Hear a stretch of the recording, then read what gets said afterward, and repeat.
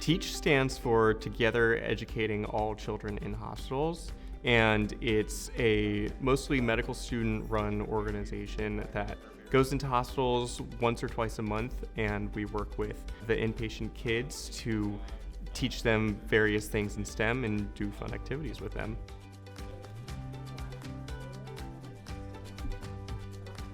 For Halloween, our October-themed one was making little spiders that would dance across the table.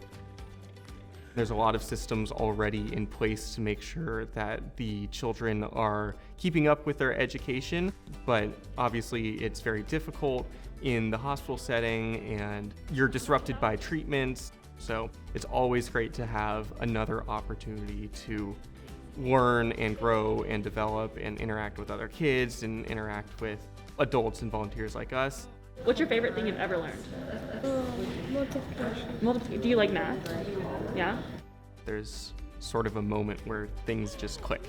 Like the lava lamp suddenly starts bubbling or the spider starts dancing across the table. And that's always my favorite moment. I'm not watching the activities, I'm watching the kids, and seeing the kids' eyes just light up when something like that happens is just so rewarding.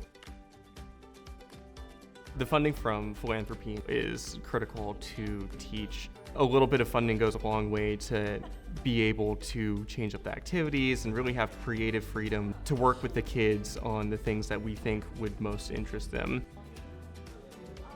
Working with kids and volunteering is an important reminder as future physicians that the medicine itself is not just all the treatments that you're giving the kids, but really being there for the holistic aspect of their care.